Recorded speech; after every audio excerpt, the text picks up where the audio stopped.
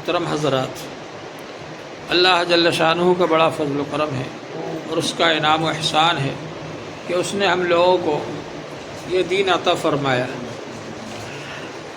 یہ دین اللہ کا بھیجا ہوا دین ہے، اللہ تبارک و تعالی نے اس کو بھیجا ہے، انسانوں کا بنایا ہوا نہیں ہے، اور اللہ تعالی نے ہی انسان کو بنایا ہے۔ اس لیے اللہ تعالیٰ کو معلوم ہے کہ انسان کون سا کام کرے گا تو اس کے لیے فائدہ مند ہوگا، کون سا کام کرے گا تو اس کے لیے نقصان دہ ہوگا۔ تو اللہ تعالیٰ نے اس دین میں ہم کو وہ کام کرنے کا حکم فرمایا جو ہمارے لیے فائدہ مند ہے، اور ان کاموں سے منع فرمایا جو ہمارے لیے نقصان دہ ہے۔ جو چیز ہمارے لیے فائدہ مند ہے ان کو حلال کر دیا، جائز کر دیا ہمارے لیے، اور جو کام ہمارے لیے نقصان دہ ہیں، جو چیزیں نقصان دہ ان کو حرام کر دیا، منع کر دیا۔ پھر اس دین کے اندر جو عبادتیں ہیں ان عبادتوں کو اخلاص کے ساتھ کرنا ضروری ہے۔ نہیں حکم دیا گیا ان کو مگر یہ کہ وہ اللہ کی عبادت کریں، اسی کے لیے دین کو خالص کرتے ہوئے، یعنی صرف اللہ کے لیے دین کو خالص کرتے ہوئے اخلاص کے ساتھ خالص اللہ کے لیے عبادت کریں، یہ حکم دیا گیا ہے انسانوں کو۔ تو اخلاص انسان کے لیے سب سے زیادہ ضروری ہے۔ اگر عبادت کری اور اس میں اخلاص نہیں ہے تو وہ بیکار ہو جائے گی۔ اس لیے انما الاعمال بالنیات، اعمال کا دار و مدار نیتوں پر ہے۔ نیت صحیح ہے عمل صحیح ہوگا، نیت صحیح نہیں ہے عمل صحیح نہیں ہوگا۔ ہجرت کتنا بڑا عمل ہے۔ آدمی اپنے گھر بار کو چھوڑ دیتا ہے، ماں باپ کو، رشتہ داروں کو چھوڑ دیتا ہے، اپنا کاروبار چھوڑ دیتا ہے، سب چیزیں چھوڑ کر کے کہاں جا رہے ہیں؟ اللہ کے رسول صلی اللہ علیہ وآلہ وسلم کے پاس جا رہے ہیں، مدینہ شریف جا رہے ہیں، وہاں رہیں گے۔ کیوں؟ یہاں مکے میں رہنے سے دین پر عمل نہیں ہوتا، لوگ دین کو نقصان پہنچاتے ہیں، دین کو مٹا رہے ہیں، اس لیے وہاں جا رہے ہیں مدینہ شریف۔ لیکن وہاں جاتے جاتے ایک صاحب نے یہ بھی نیت کر لی کہ وہاں ایک عورت ہے ام قیس، اس سے نکاح بھی کر لیں گے۔ تو اللہ تبارک و تعالی نے ان کی ہجرت کو اخلاص والی ہجرت نہیں فرمایا، کیونکہ اس میں اخلاص نہیں رہا، بلکہ وہ مہاجر ام قیس کے نام سے مشہور ہو گئے کہ تو ام قیس سے نکاح کے لیے ہجرت کر کے آئے ہیں۔ اور حضور پاک صلی اللہ علیہ وآلہ وسلم نے ارشاد فرمایا انما الاعمال بالنیات، اعمال کا دار و مدار صرف نیتوں پر ہے۔ فمن كانت ہجرتہ الی اللہ ورسولہ فہجرتہ الی اللہ ورسولہ، جس کی ہجرت خالص اللہ اور رسول کے لیے ہوگی اسی کی ہجرت ہے اللہ رسول کے لیے۔ ومن كانت ہجرتہ الی دنیا، اور جو دنیا حاصل کرنے کے لیے ہجرت کرے یصیبھا اب امراتی ینکحھا یتزوجھا، یا عورت سے نکاح کرنے کے لیے ہجرت کرے فہجرتہ الی ما ہاجر الیہ، تو جس مقصد سے اس نے ہجرت کی ہے وہ اسی کے لیے مانی جائے گی، اللہ و رسول کے لیے ہجرت نہیں رہے گی وہ۔ تو ہجرت جیسا اتنا بڑا عمل اگر اس میں ذرا سا شائبہ ہو جائے غیر اللہ کا، اگر اس میں ذرا سا اخلاص میں کمی آ جائے تو وہ ہجرت نہیں رہتی، اللہ والی ہجرت نہیں رہتی، وہ دوسری ہجرت بن جاتی ہے۔ اسی طرح ہر عمل کا حال ہے کہ اگر اللہ کے لیے کیا تو وہ اللہ کے لیے ہوگا، اور غیر اللہ کے لیے کیا تو وہ غیر اللہ کے لیے ہو جائے گا۔ حضور پاک صلی اللہ علیہ وآلہ وسلم نے ارشاد فرمایا ان یسیر الریاء شرک، تھوڑا سا ریا بھی شرک ہے۔ حضور پاک صلی اللہ علیہ وآلہ وسلم نے فرمایا من صلی یرائی فقد اشرک، جو دکھاوے کے لیے نماز پڑھ رہا ہے اس نے شرک کیا۔ دکھاوے کے لیے نماز پڑھ رہا ہے لمبی لمبی نفلیں تاکہ لوگ مجھے بزرگ سمجھے، بہت بزرگ آدمی ہے، بہت نیک آدمی ہے، شرک ہو گیا وہ۔ من تصدق یرائی فقد اشرک، جس نے دکھاوے کے لیے صدقہ دیا اس نے شرک کیا۔ حدیث پاک میں آتا ہے کہ اس طرح سے خرچ کرے کہ لا تعلم شمالہ ما تنفق یمینہ، بائیں ہاتھ کو بھی پتہ نہ چلے کہ دایاں ہاتھ کیا خرچ کر رہا ہے۔ یہ ہے اخلاص والا صدقہ۔ اور اگر کوئی آدمی زور سے چلا کے ارے میاں آ جاؤ لے جاؤ یہ لو، یہ میری طرف سے اتنا چندہ لے جاؤ، تو یہ کیا ہو گیا؟ دکھاوا ہو گیا یہ۔ یا یہ کہ دکھاوے کے لیے تو نہیں دیا، چپکے سے دے دیا، لیکن بعد میں لوگوں سے کہتا پھرتا ہے ارے صاحب وہ کل پرسوں فلاں جگہ سے مدرسے والے آ گئے تھے، میں نے ان کو اتنا چندہ دے دیا۔ یہ بھی تو دکھاوا ہے۔ تو دکھاوے کے لیے جو کام کیا جاتا ہے اللہ کے یہاں اس کا اجر و ثواب نہیں ملے گا۔ ومن صام یرائی فقد اشرک، اور جس نے دکھاوے کے لیے روزہ رکھا اس نے شرک کیا۔ ایک تو کام ہوتا ہے کرنے کا، آدمی نماز پڑھتا ہوا دکھتا ہے، صدقہ دیتا ہوا دکھتا ہے، اور ایک کام ہوتا ہے نہ کرنے کا۔ تو روزے میں تو کھانا چھوڑ دیا، پینا چھوڑ دیا، یہ روزہ ہے۔ اب آدمی کو دکھ تھوڑی رہا ہے کہ کس کا روزہ ہے کس کا نہیں ہے، لیکن بعض لوگ ایسے ہوتے ہیں کہ روزہ رکھنے کے بعد پھر وہ لوگوں سے کہتے پھرتے ہیں میاں آج میرا روزہ ہے۔ ارے تو کہنے کی کیا ضرورت ہے؟ روزہ ہے تو میاں آج میرا روزہ ہے، تو یہ دکھاوا ہو گیا۔ تو یہ دکھاوا کیا ہے؟ اس کی وجہ سے وہ عمل بیکار ہو جاتا ہے۔ حضور پاک صلی اللہ علیہ وآلہ وسلم نے فرمایا کہ جب آدمی میدان حشر میں آئے گا دکھاوے والی ریاکاری والی عبادتیں لے کر، تو اللہ تعالیٰ فرمائیں گے میرے پاس اس کا کوئی اجر و ثواب نہیں ہے، جس کو دکھانے کے لیے تم نے یہ کام کیا اسی سے اجر و ثواب لے لو۔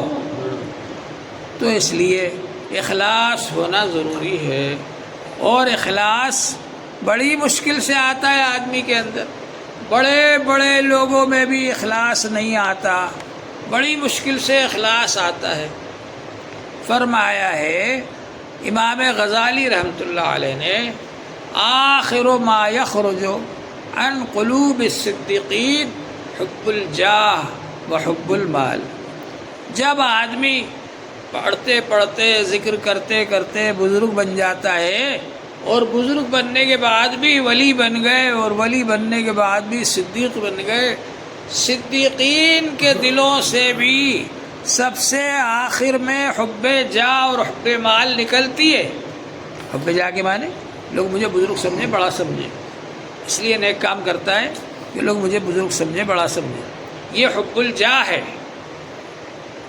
لوگوں کی نظروں میں بڑا بننا یہ حب الجاہ ہے۔ اور حب المال، مال حاصل کرنے کے لیے یہ ہے کیا ہے؟ حب المال ہے۔ حب الجاہ حب المال کے لیے کوئی کام کریں گے نا تو وہ شرک میں داخل ہو جائے گا، ریاکاری ہو جائے گی۔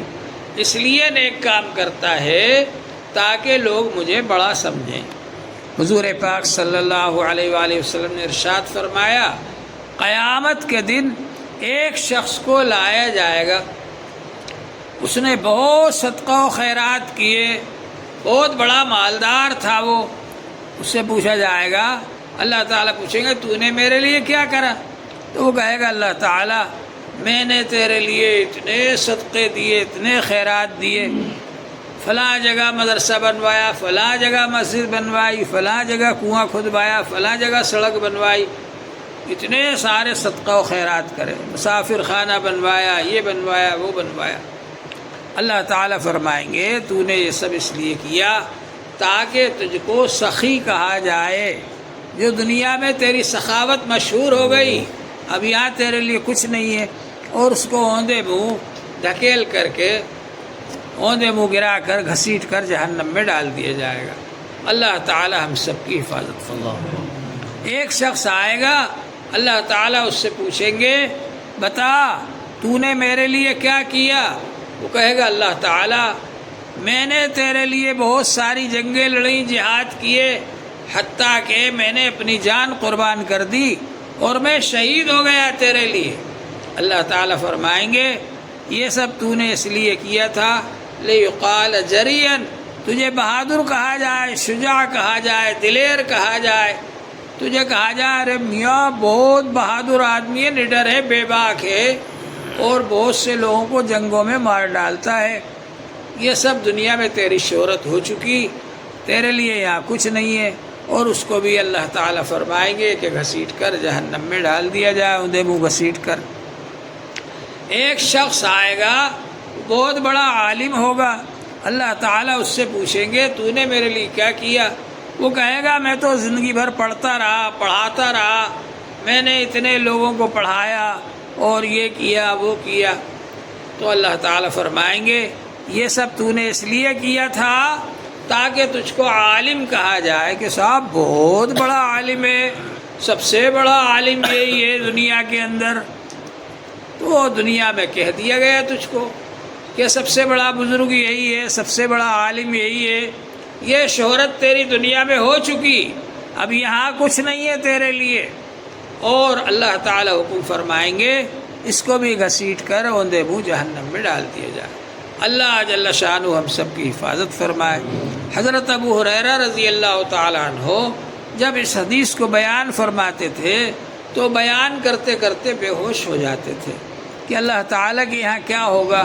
دنیا کے اندر ہم لوگ یہ سمجھتے ہیں کہ ہم بہت نیک کام کر رہے ہیں، بڑے بڑے نیک کام کر رہے ہیں اور اس پر ہم کو بہت سارا اجر و ثواب ملے گا۔ بس یہ ہے کہ اللہ تعالیٰ اپنی رحمت سے قبول فرما لے۔ اگر اللہ تعالیٰ نے قبول کر لیا تو تھوڑا سا نیک عمل بھی اللہ تعالیٰ کے یہاں بہت زیادہ اجر و ثواب والا ہے، اور اگر قبول نہیں ہوا تو بہت بڑے بڑے نیک اعمال بھی بیکار چلے جائیں گے، ان پر کوئی اجر و ثواب نہیں ملے گا۔ حدیث پاک میں آتا ہے ایک شخص آئے گا، اس کے بہت سارے گناہ ہوں گے، 99 دفتر گناہوں سے لکھے ہوئے بھرے ہوں گے۔ 99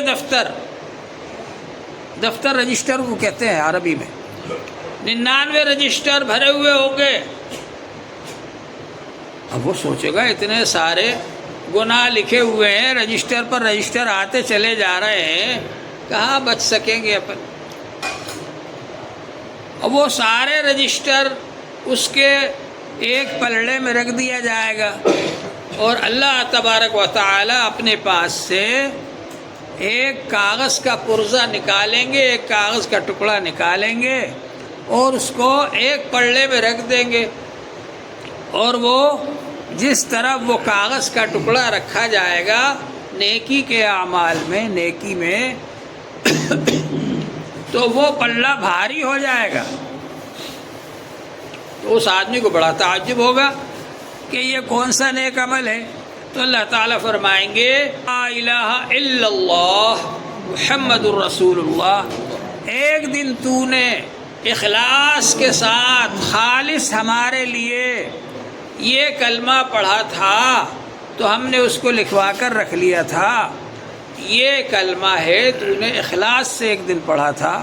وہ اخلاص سے پڑھا ہوا ایک بار کا کلمہ اتنا بھاری ہو جائے گا کہ وہ 99 دفتروں کے مقابلے میں بھاری ہو جائے گا، اور اللہ تبارک و تعالی اس کو جہنم سے نجات عطا فرما دے۔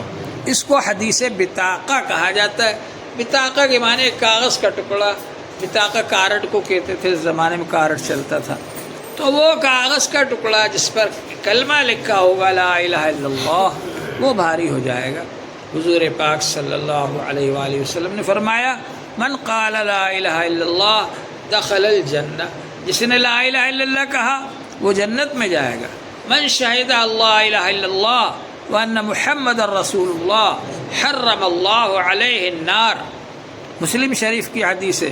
جس نے لا الہ الا اللہ کی گواہی دی، اللہ کے سوا کوئی معبود نہیں، ایک اللہ ہے، ایک اللہ کی گواہی دی، اور اس کی گواہی دی کہ بے شک محمد صلی اللہ علیہ وآلہ وسلم اللہ کے رسول ہیں، اللہ نے اس پر جہنم کی آگ کو حرام کر دی۔ من قال لا الہ الا اللہ دخل الجنہ، جس نے لا الہ الا اللہ کہا وہ جنت میں داخل ہوگا۔ من کان آخر کلامہ لا الہ الا اللہ دخل الجنہ، جس کا آخری کلام لا الہ الا اللہ ہو وہ جنت میں جائے گا۔ جو زندگی میں لا الہ الا اللہ پڑھتا رہے گا تو ظاہر ہے کہ آخر وقت میں بھی لا الہ الا اللہ کہنا اس کو نصیب ہو جائے گا، اور جو زندگی میں دوسری چیزوں کی آوازیں لگاتا تھا تو ظاہر بات ہے کہ وہی آوازیں، وہی باتیں، وہی چیزیں وہ مرتے وقت بھی کہے گا، تو پھر اس کو کیسے کلمہ نصیب ہوگا؟ اس لیے کلمہ پڑھتے رہنا چاہیے۔ یہ 12 تسبیح جو پڑھوائی جاتی ہیں، یہ اس لیے پڑھوائی جاتی ہے کہ اس کی عادت ہو جائے ہم کو، اور پھر اس کے بعد آخر میں جو اللہ کا نام لیا جاتا ہے، اللہ اللہ اللہ، یہ اللہ کا خاص نام ہے، اور اس اللہ کے خاص نام میں بھی وہی تاثیرات ہیں جو اللہ کی ہستی میں۔ اللہ تعالیٰ کی ہستی کو پکارنا، اللہ کو پکارنا، اللہ کے نام کو پکارنے کا مقصد کیا؟ اللہ تک پہنچ جائے آدمی، اللہ کے نام تک جو پہنچ گیا اس کو اللہ کے نام کو پکار رہا ہے، اس کا مقصد یہ کہ اللہ تک پہنچ جائے، اور جب اللہ تک پہنچ جائے گا تو اس کے لیے سب چیزیں آسان ہو جائیں گی۔ تو اللہ کو پکارنا یہ بہت زیادہ ضروری۔ وَاذْكُرِ اسْمَ رَبِّكَ، اپنے رب کے نام کو ذکر کرو، وَتَبَتَّلْ إِلَيْهِ تَبْتِيلًا، اور سب سے کٹ کر، سب سے ہٹ کر اسی کی طرف جڑ جاؤ اللہ سے۔ تو اللہ کا نام پکارتے رہیں تو اس کے اثرات اور فوائد ظاہر ہوتے ہیں۔ ایسے ایسے بزرگان دین گزرے ہیں جو ایک ایک دن میں 50,000 بار، 60,000 بار اللہ اللہ اللہ پڑھا کرتے تھے۔ اللہ تعالی ہمیں بھی اس کی توفیق عطا فرمائے۔ وآخر دعوانا ان الحمد للہ رب العالمین۔